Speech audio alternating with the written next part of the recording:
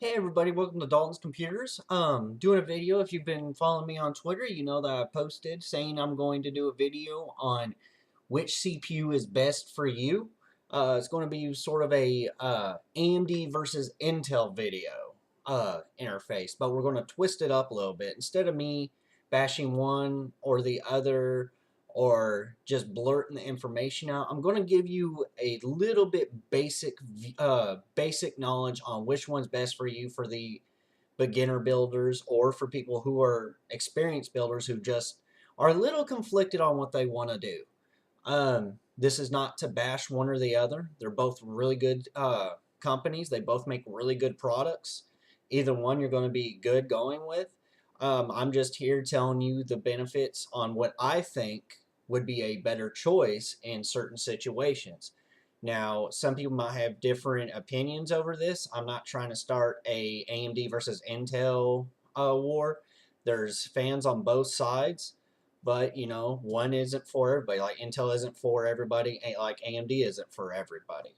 So, with that being said, let's get right into it. So, right behind me here, if you can see it, this machine right here that this video is being uh, streamed through is actually a AMD build with water cooled. So the big thing about AMD, let's start with the AMD on this side of things. So AMD's has the FX processor series, which is the latest series out to date. They're getting close to releasing, I believe it's called Zen, their new processor, which are going to be a 14 nanometer. Uh, I think it's going to be like 14 to 32 cores, just depending, which is really exciting. A little overkill, in my opinion, but still very exciting. So let's get into this a little bit. So I get this question million times a day. Being a representative for companies, going in there, I love talking technology. Being a computer science major, I love having people ask me which one would you choose over the other, and the big thing is, or which one is better. And the true answer is there isn't one who's better than the other. It's going to be which one best fits your needs. I will not say AMD is better than Intel. I will not say Intel's better than AMD. I will tell you, well, Intel seems to suit your needs a lot better than AMD, or AMD might be a little bit better machine for you and suit your needs. So let's start with the AMD side. So what's the biggest thing that we know about AMD? Well, price-wise, price point, AMD is fairly cheaper than an Intel machine. Intel i7s can go between 3 to 400, two to 400, depending on where you go, depending what generation you're using, what series you're using. Same with the boards for them. The motherboards are a little more expensive than the AMD side.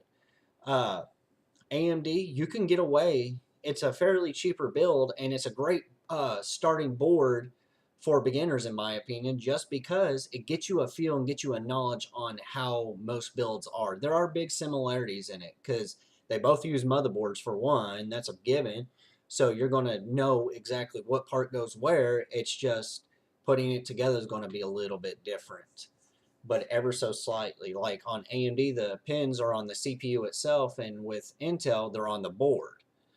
Um, so AMD, why would you choose to go with AMD? Price point. If you're at a budget, lower budget than meets an Intel system, and you're not looking for something extremely high end, and you're using basic use. Now, when I say basic use, I'm talking to the college students who aren't doing a whole heck of a lot and don't have a heck of a lot of money to spend, or anybody who's on a tight budget and doesn't have a lot of money to spend.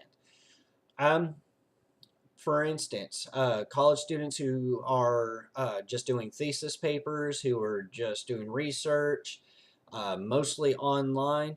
AMD is going to, there's nothing wrong with going into AMD side processor because it is going to be a little bit better for you, and it's also going to be a little cheaper.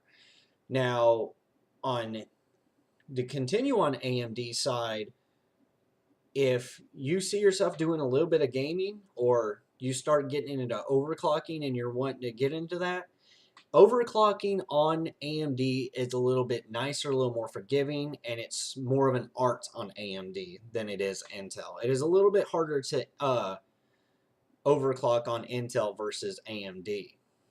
Um, Another big thing about it is, I tell people all the time is, don't just look at the gigahertz, look at what you're doing. Because, it may be a AMD, it's going to be a quad core processor no matter what, but Intel's that way too, so that's sort of an invalid argument. um, One of the things about AMD is they say, oh, it runs slower. Well, what are you using it for? If you're not running video editing, any kind of AutoCAD software, any kind of high demand program, let's just go with high demand program that needs a lot from your CPU, you're going to be just fine running an AMD system. I have a 8350 behind me and it's a 8-core processor, 4 physical cores, and it's running about 4 gigahertz a piece. Not bad. It is. I'm using the FX series, which is an older processor, but it still can hold its own on games. Now, another thing is AMD also makes Radeon, which is graphics cards. It used to be called ATI for you older gamers out there who know it by ATI. The new AMD bought it out and changed the name to Radeon, which we'll get into the graphics cards in another video. But in order for you to be able to take advantage of AMD, or Intel, you need to sit down and see what you're actually going to do. If you don't see yourself doing any kind of Photoshop, AutoCAD work, mainly AutoCAD work or high demanding programs, you're going to be just fine running an AMD system, to be completely honest. And if you're on a budget too, AMD's a little bit forgiving when it comes to your wallet. Now, let's go to Intel a little bit. Intel, a little more expensive, still a great system. i5 or i7, 6th generations or 5th generations are really good. The big thing with Intel is most people you see that are doing Twitch videos, they're usually running it on an i7, i5, i7. Reason for that is it's a little more forgiving when it comes to multiple high demand tasks of that nature. So say you're doing video streaming, AutoCAD, which I've been saying that. If you don't know what AutoCAD is, it's basically a software architects and draftsmen and engineers use to design buildings, bridges, things of that nature. Intel's a little more, AutoCAD's more built more towards Intel. Now, will it work on AMD? I've heard it has. Have I done it? No. Is it a pretty good solution if it does work on AMD? Awesome.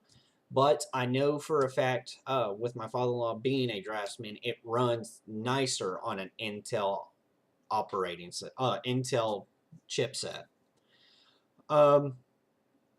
Another big thing about Intel is, it is a little more expensive, but you get a lot out of it. Like with the 5th and 6th generation, you're going to be okay for years, for many, many years to come. Even with the 4th generation, you're going to be okay. Intel still supports their older generations. Now, when I mean older generations, I'm not talking about like the 1st generation of i7s. No, no, no. I'm talking about the 4th, the 5th, and the 6th. And now the 7th coming out. Now, if you have the money to spend and you have the money to hash out on a good, on a high-end processor of that nature, or you see yourself doing one of the things I talked about, you might want to think about going to an Intel system. Now, am I saying Intel's better than AMD? No. No, no, no. I know some people will say, you're just saying Intel's better for than AMD. You're a fanboy. No, no, no. What I'm saying is Intel's more focused on the customer focus, is more focused on people who are doing multiple high-end programs at once, like AutoCAD, Photoshop, streaming, what's another big one? Oh, God, I'm drawing a blank here. Floor plans. Big, big, big. Now, with both of them, they keep jumping over each other, trying to up each other. Like AMD brought out the first 8 core, then Intel brought out an 8 core saying it was the true 8 core. There's been fights ever since. The thing about it is, let's be honest here. There is no program out to date that is, there are very, well, excuse me, I'll rephrase this. There are very few programs to date that take advantage of an 8 core processor. And they're bringing out 16 core, talking about bringing out 16 to 32 core processors on both sides, which is ridiculously stupid unless you have a server. And the reason I say that is you're never going to have anything right now, as of right now, on January 11th, 2016, there's nothing running on a 16 core to 32 core processor. And you're hearing it from me. If you want to stick with an 8 core processor, that's great. Nothing's running on it yet. I've done test benchmarks on both of them. None of them, very, very few programs take advantage of the full 8 cores that both companies have to offer on their CPUs. Now, am I saying they'll never take advantage of it? No, they will, but they're sort of future proofing is what we call it. So you see the 16 to 32 core processor and you think you have to have it because 8 core is not going to run. No, no, no. There's very few programs that run on 8 cores, let alone going to a 16 core. So what I'm saying is if you got a quad core processor, you have more programs that are going to take advantage of that than an 8 core. But an 8 core is nice to have if programs start taking when they do start taking advantage of it, you're already set. Now AMD is at the end of its lifespan for this generation. I'm running the 8350 8 core processor on their FX side. It's a 14 or 15, I think, years old generation, and it's time. They need to bring something new out because everybody's like, hey, can you bring something new out? You have a bunch of enthusiasts out there who want to have the newest processors to date. And am I saying you're going to have it? No. Am I saying it's nice to have? Yes. Will I be getting a 16 core 32 processor anytime soon? No. To me, I can't justify the cost. Even as on the lower end side of AMD, I can't justify a 16 to 32 core processor. There's no need for it. There's no need.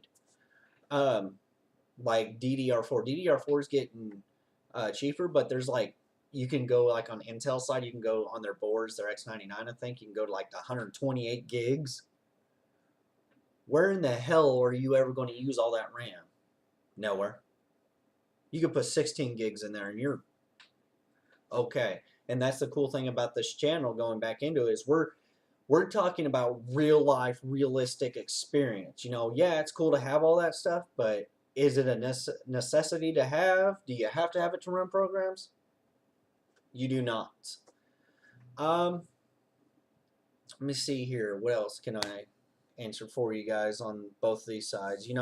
Like I said, both great processors. Hopefully this answers your questions okay. If I confused you more, I'm really sorry about that.